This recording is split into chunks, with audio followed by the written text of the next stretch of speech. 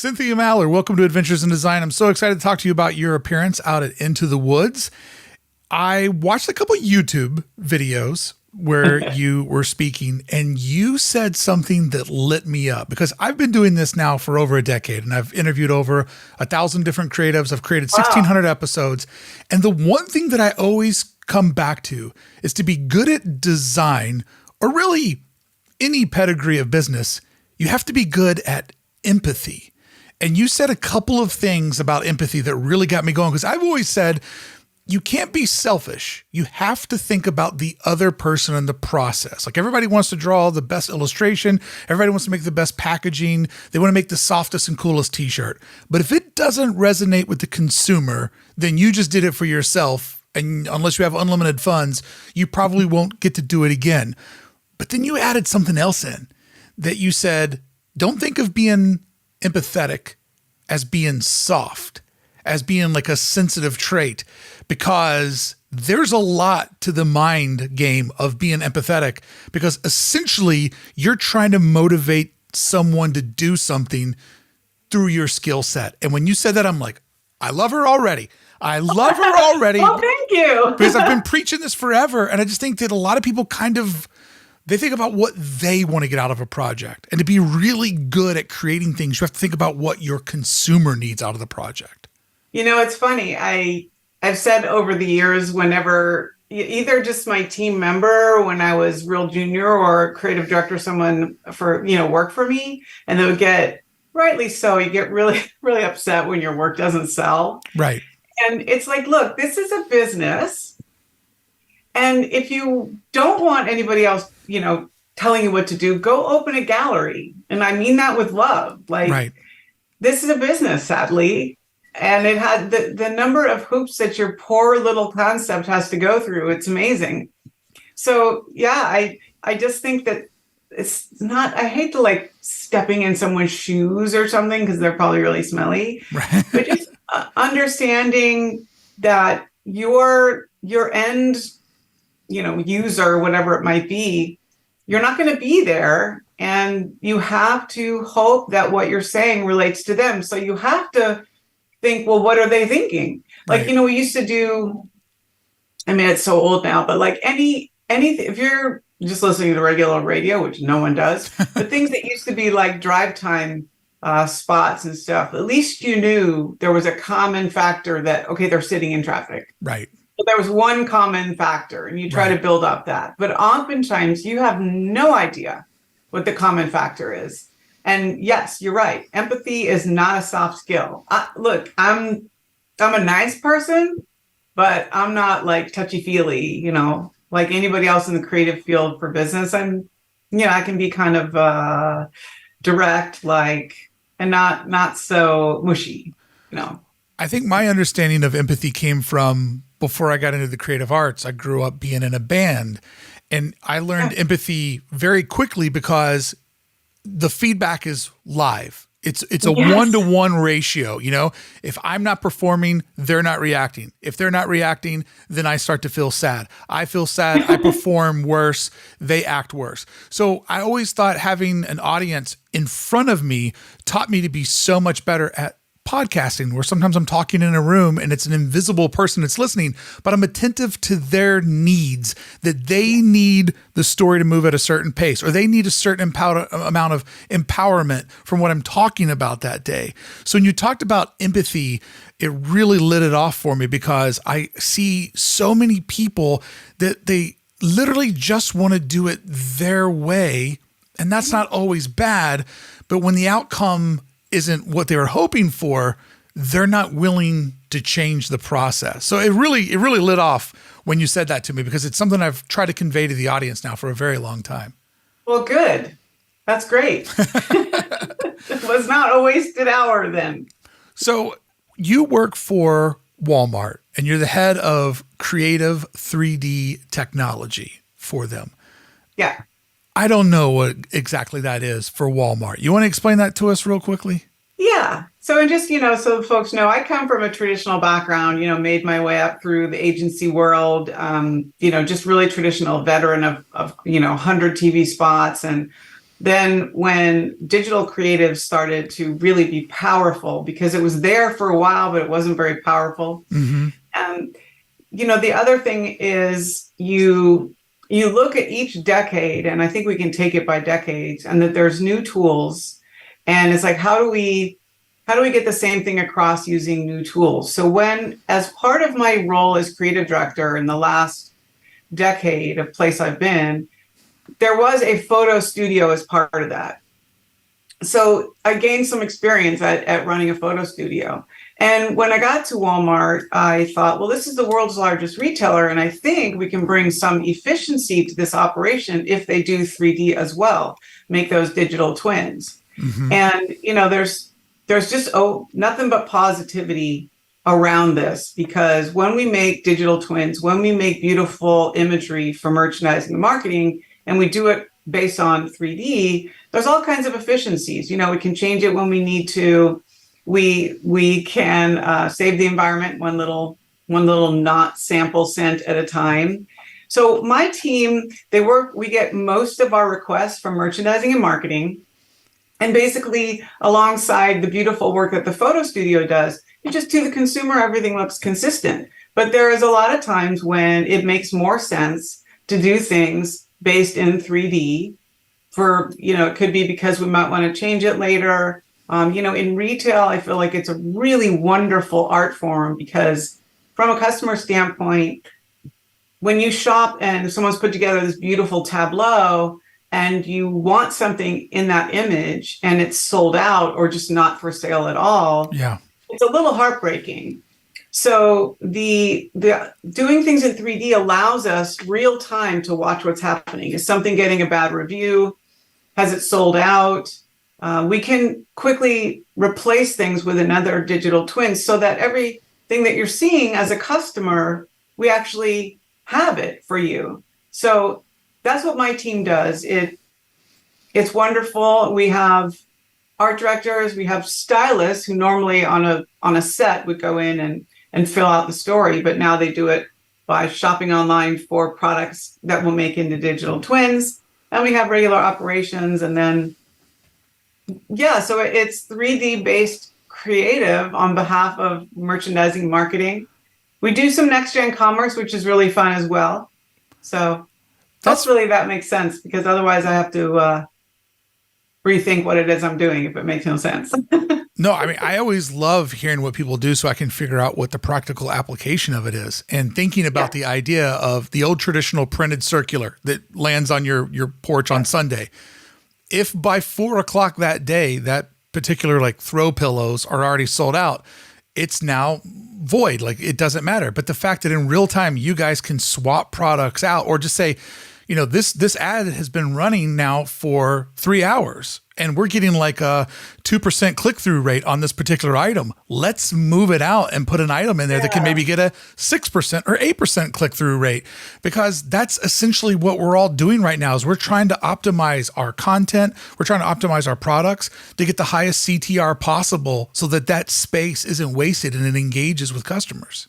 Mm-hmm. There are things that you can do in the photo studio. It's just a lot of times it's not practical given time and budget. So multivariate testing, sure, you can set up the same environment and switch out heroes and then be able to switch that out. When I was at Touch of Modern, we did that. But it was such a smaller company and the volume was smaller, but we would shoot things 3 or 4 different ways, randomize it, set a time horizon, and then pull down whatever was not converting. But it was again, the scale was too small. And at Walmart, it's a really nice lever to let the photo studio do what they do really well, which are high touch, considered tableaus that are really, they're exquisite. And for the use case, that's the best use case. Now, what we do is, I would like to believe that we're really good partners to the photo studio. It's like, look, this particular assignment, because of whatever for the holidays, when those shelves are moving really fast and the merchants are sitting there, and the worst thing that can happen is something sells out and they can't put something back on the shelf. Right. So for some of that work, it's nice to have 3D so that they can real time make some changes.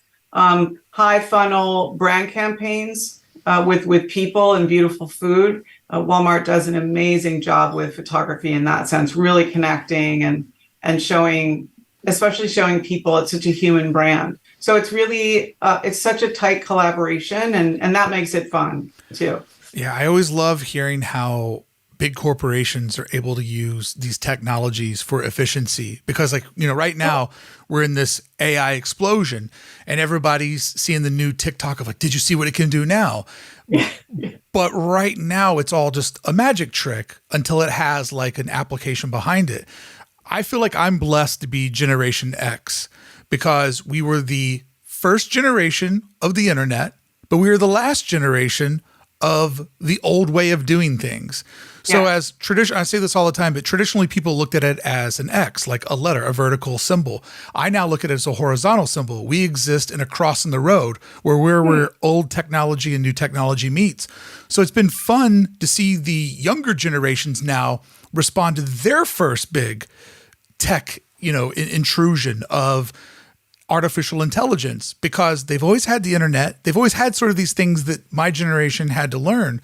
And so it's interesting to see their wave of panic. And I'm like, oh, are you guys going to become boomers now because you don't know how to use the AI? Oh my God, that is so sweet to think about. No, sorry. Yeah.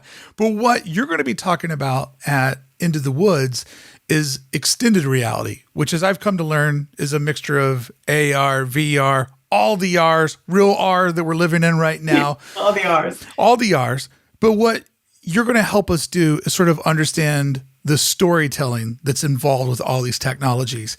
And this is something that very much intrigues me because, in past life forms, I've been Chicken Little because I worked in the music industry. And when I downloaded the first MP3, I go, oh no, I got to get a new job. This is going to be soul crushing. Yeah. And I was right. In many ways, it led me to a much better career than if I were still working where I was at in the music industry. And so this time around with AI, I'm keeping a very open mindset that these are tools. And if you learn how to harness these tools, you can make good things from them. There will always be people that take the shortcuts. There will always be lazy people. But these are tools, and they can empower you if you learn how to use the tools. So I'm really excited to hear what you have to say about how these different versions of realities have actually been something around us for a long time, and it's just a new method of storytelling. Yeah, I call it 60,000 years of XR. And the reason is that we think about mixed reality on a couple different axes. But, VR has been around a long time, but I always say, as creatives, the things we did used to be just X and Y, they were two-dimensional. Also, all the devices we have right now, they're all flat. I mean, any kind of beautiful content, if you just take a portrait of all the digital devices, they're flat, and they've got more flat, right? So we really have to take a look at getting romanced by wearables or other tools. We can forget the fact that actually, as creatives, our role is to first put forth that idea.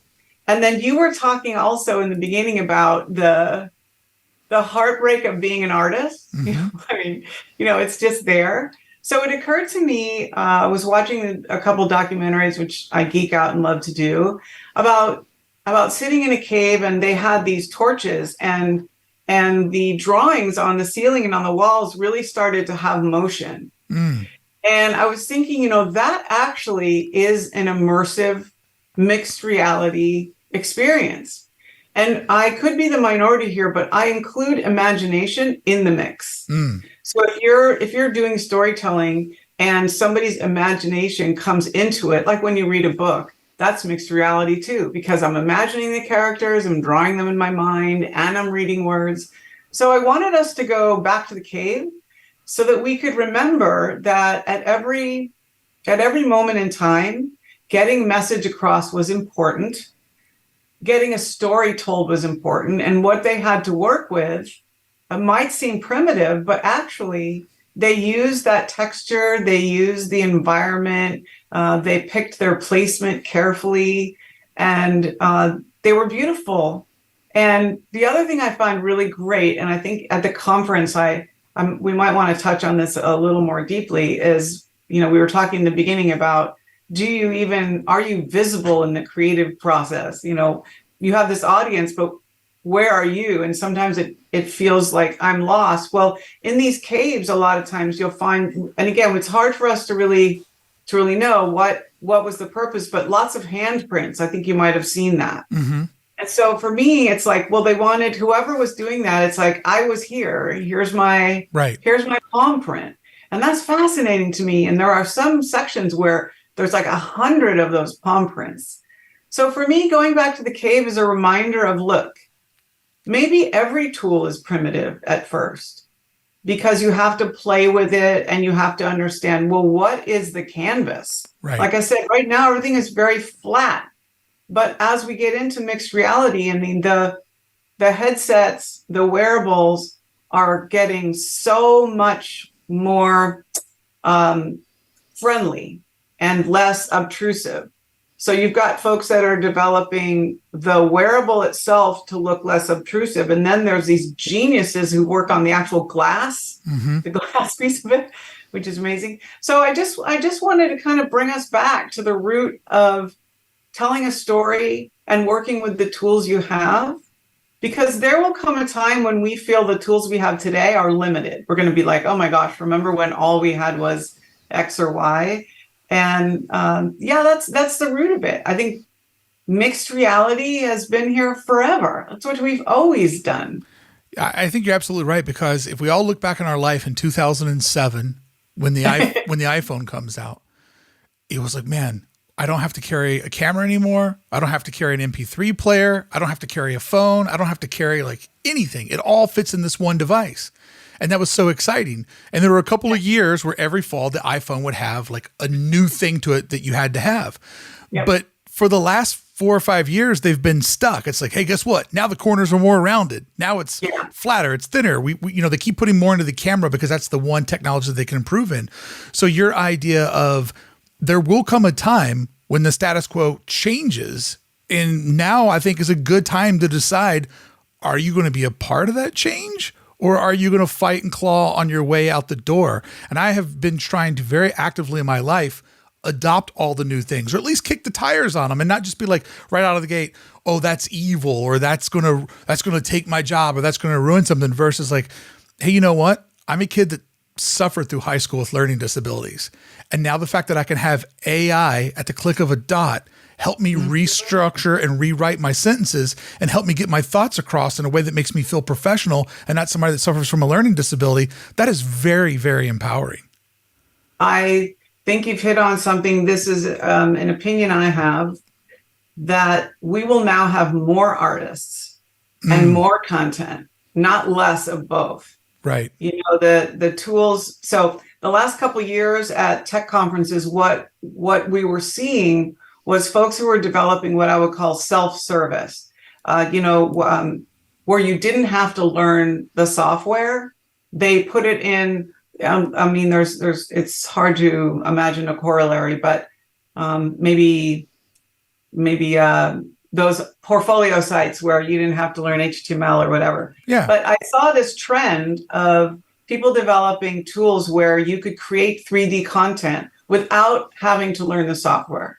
And for a lot of us, that's a big deal. And so what you bring up is, okay, I don't know how to do this software. I don't know how to draw a whatever, but I have the story. I have the story in my mind. And we've all seen that Coca-Cola commercial. I may have just like, it makes me want to go back to agencies until I remember what's really like. No, I'm kidding. So what I see happening is either people that already are creative, we're going to be able to advance faster, because learning software is hard and it gets in the way. Right. It's really hard, and you spend a lot of time learning the software, and you have to take your creative brain off, and it's tough. And so people are doing that for us. They're putting things on platform and letting us create content without that. And then I look at all of the AI-based tools out there are going to help. Like people that have an amazing imagination who could have never designed a game. They don't know how to do it, but now they're going to get help to do it. And I'm excited because we're going to be able to see the result of people's imagination who would have never been able to get their content out because they just don't know how to work whatever thing it takes. I mean, so I am an AI optimist.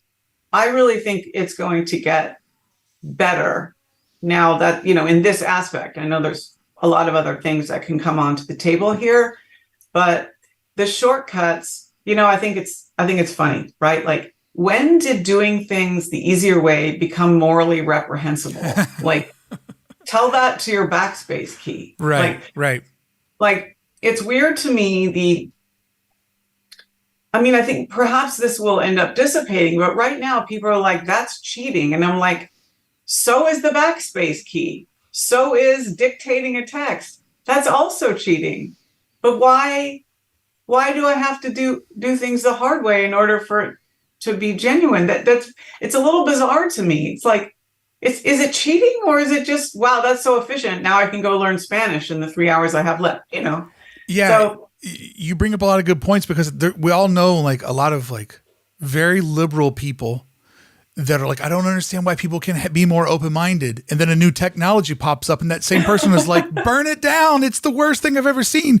But you bring up a good point. When technology becomes drag and drop, and you can just instantly go to making a movie or recording a song and not having to spend the time to do the software, like the Squarespaces of the world, where, not a sponsor, but they took web design and accelerated it. You didn't need to know how to do cascading style sheets or HTML or Drupal. You just needed to know how to drag the button, and then you could build to your creativity.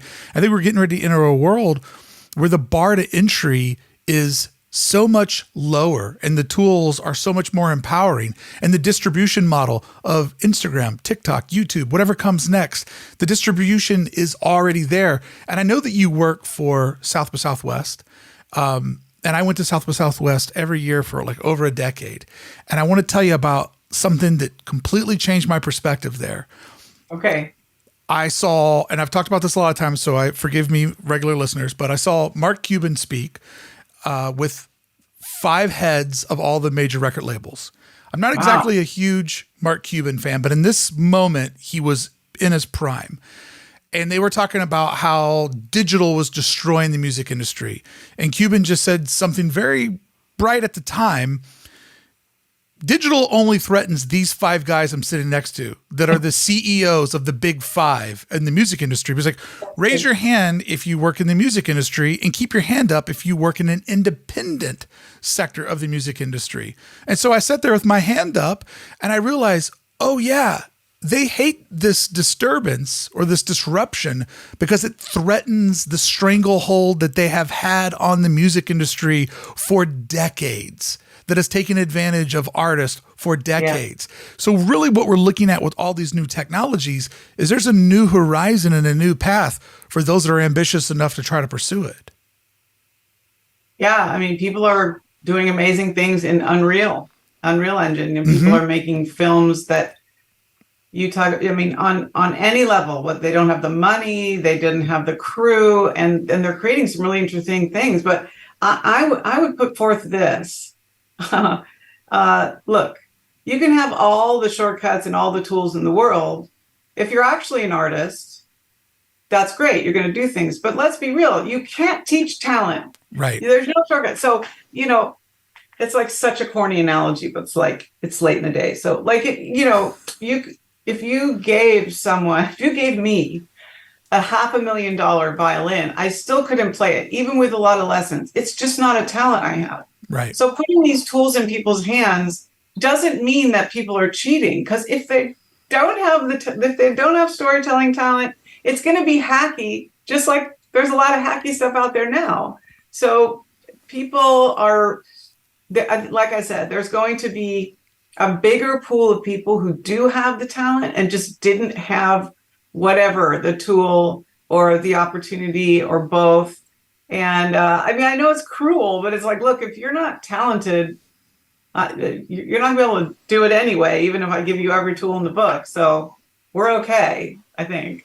Yeah, I believe that creative idea has to come from inside of you. And I mean, because I see all the time people are like, hey, you can ask ChatGPT to give you 10 ideas. I'm like, okay, but if you have to have it give you the ideas and then build it elsewhere, it's just not going to have that real like human connection that needs to be there for a piece of product to be truly successful. I mean, it might be successful to some degree, but to be something that breaks the market and becomes viral, I don't see it happening without it having that human connection. I know that you are a certified emotional intelligence practitioner. Yeah. To me, that means you really understand the human condition. And you verbalized something in a video of yours that I watched that I was like, oh, if she was here, I would say, may I hug you? And then once I got permission, I would hug you, because I get asked to MC a lot of events. And a lot of times the people that hire me go, and maybe we'll take some questions from the audience. And I go, oh, no. We're not going to take questions from the audience. And they look at me weird, and I go, well, let me put it to you this way. I am somebody that asks questions professionally. I ask thought-provoking questions. I listen to people, and I pull on the thread that they presented in front of me. The audience always asks a question that the presenter has already given the answer to. And you said nobody wants to look stupid. So when you're done talking, you don't go, are there any questions? Because you know no one's actually going to ask a thought-provoking question, because they don't want everybody in the room to be like, what an asshole. And I absolutely love that thought. It may be because I'm an introvert. I just can empathize, right, with that. But the other thing that happens is when you have a structured presentation at work, and we're going to leave time for questions at the end, everybody just freezes up. Like, you want me to absorb the last 50 minutes and come up with a question? Well, number one, then I'm going to stop listening. Yes. I no longer listening. Yes, that is so true. What I am doing is thinking, what can I ask that makes me sound smart? I literally don't pay attention to your presentation after that, because the whole time I'm wondering, what can I ask? It's like, you can't ask people to be engaged, completely engaged. Don't think about anything else, and then switch to, okay, ask a question. It's a very, very tough and disruptive moment. And, if people, you MC a lot of stuff, so who walks up to that mic. I mean, usually it's rhetorical if they do. Like, oh, okay, you actually just wanted to say something, so go ahead. You don't have to have a question. What is it you wanted to say? So, or it's something horrifying that makes everybody hold their breath. We never know. Yeah, it's either completely cringy or completely rhetorical. And I just always tell them, I'm like, look, I do this for a living. I will enrich the experience by asking questions that build off what the speaker just gave us, versus being like, Walmart does a lot of bad things. It's like, oh, go on, that's not what we're here to talk about. Leave her alone. Oh, no, and Walmart's not in the room. It's just Cynthia. Exactly. Cynthia.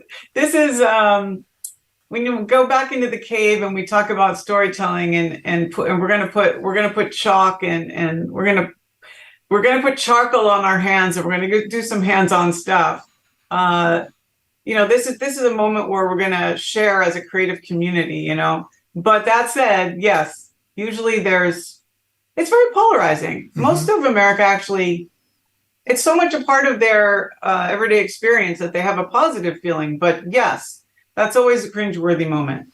I usually try to handle it gracefully. But at this event, we're going to dig real deep as a creative community, as artists, and come together. And, I'm looking at this event as being a time when I'm going to have space to remember who I am, because we take the business out of it and we get together and we play and we think, oh my gosh, yes, this is who I am.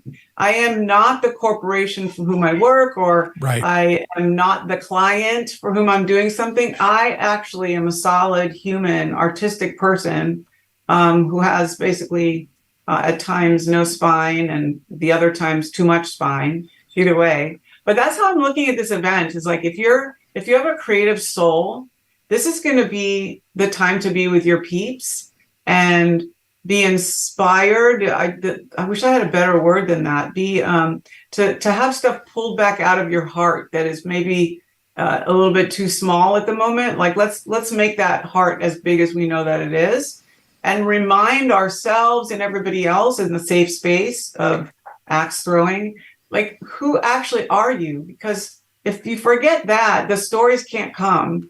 You've you are the storyteller, you are that instrument. And if you get clogged or out of tune or the other, hackneyed things that I could say. So that's what I'm looking forward to. I'm hoping to provide that space when we go back to the cave and we get primitive, but also listening to everyone else that's coming. I know it. I'm going to say, this is who I am. I forgot that this play space and these amazing different types of creators are going to be here. And these are our peeps. This is where we get we draw our sustenance, and it doesn't happen often enough. So I can't wait. Yeah. And I'm excited about your speech because I think a lot of people go to these events and they see artists and, designers and people that they follow their work and they want to be as good as them. And so they're trying to learn something from this person's journey. But I get more excited about people like you that have studied the human condition, because we all create the way that we create. But playing the game of people is a game that we're all forced to play. So anyone like you that can help me better understand navigating other people's emotions, other people's expectations, that I believe is a true skill set, because how we create is an independent thought, but we are a tribal animal, and you have to learn how to negotiate and thrive and exist inside of the tribe. And so I always enjoy hearing thought leaders like yourself speak. Cynthia, it was so exciting to digitally meet you. I can't wait till I really meet you at the end of July at Into the Woods. Can't come fast enough. I feel likewise.